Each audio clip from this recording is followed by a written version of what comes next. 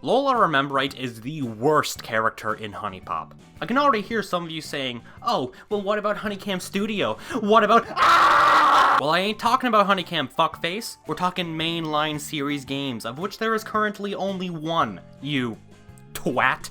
Yes, it's true, Lola is objectively the worst girl in HuniePop, and I mean this factually. If Lola is your favorite HuniePop girl, then you have objectively shit taste. It's fine to like Lola. After all, I love me some chocolate, but to have her as a favorite is just going a bit too far. After all, there's a lot of reasons to dislike Lola, and she doesn't exactly have any features that would win her a lot of brownie points. So why doesn't anybody like Lola? Why is she the least popular character in HuniePop? Why can't I get a girlfriend? To find out, let's start off by looking at the most important part of a girl, her appearance. We first see Lola at Nutmeg Cafe and oh, damn that hair. Her gloves cut off for some reason, her baby blue uniform really doesn't mesh well with the rest of her. What the fuck is with that scarf? And her hair, oh god damn her hair, it looks like it was photoshopped on. Yeah, Lola has a lot to be desired in the looks department, and don't get me wrong, I love me some brownies, but Lola has way too much working against her here. Lola's other outfits and hairstyles look just as bad. Half of her outfits are just unfitting, and the outfits that do work on her are either lackluster, just her fucking underwear, and okay, actually that one's pretty cute. I'm a sucker for skirts, and she looks good in red. Not the best, but good. But her hair, oh god, her hair, it just sticks out so much. It's so big. You can change it, sure, but first impressions matter. Especially when my first impression of a girl is fucking Joe from Wayside. Even when you do change the hair, it still curls. Why are there so many curls? The only one that doesn't have curls in her hair just looks so, Sorry, but I need to go on a tangent about this. Why is it that whenever there's a black girl, she has frizzy hair? Black girl, frizzy hair. Black girl, frizzy hair. Black girl, frizzy hair.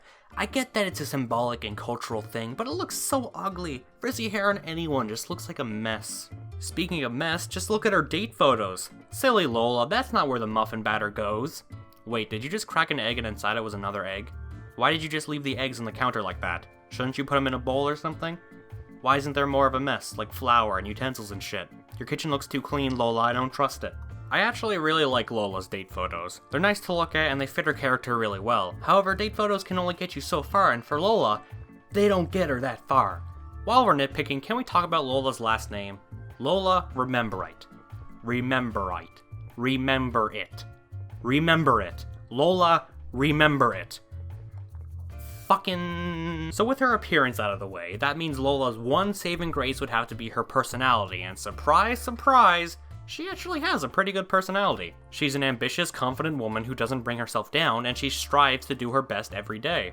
Lola is pretty admirable and unique in the HuniePop universe. However, her personality does raise a few problems in of itself. The questions Lola can ask you are all very easy, because Lola is very predictable. When the answers to all of Lola's questions are essentially, I'm a confident go-getter, then talking becomes pretty boring. Her simplistic character isn't inherently a bad thing, it just makes it difficult to write interesting questions for her that require actual thought. Ryan said himself that Lola was the hardest character to write for, and it's easy to see why. But I like how he wrote Lola. Her bold and upbeat way of talking just really gets to me. I like it, and there's no other HuniePop girl that talks quite like Lola. Lola's voice actor did a wonderful job of portraying her, but despite how much I like Lola's personality, it wasn't enough to save her from being everybody's least favorite girl. I get that when you have a list of 12 girls, there's going to be a worse one, but why is Lola that worst one? Or more specifically, why is Lola the least popular HuniePop girl? Simply put, HuniePop players cannot relate to Lola at all. I've done a few videos on the HuniePop girls by now, and they're all essentially the same concept. Why HuniePop players can relate to X. Making a character relatable is how you make a character likable, and while the other girls have notable flaws, weaknesses, and vulnerabilities to make them relatable, Lola's diligent and hardworking personality doesn't allow her to have any flaws that a HuniePop player would relate to. She has flaws, don't get me wrong, she can be full of herself and bitchy just to name a few. She has flaws, just not any that a HuniePop player can relate to. Lola is just hardworking, independent, and confident.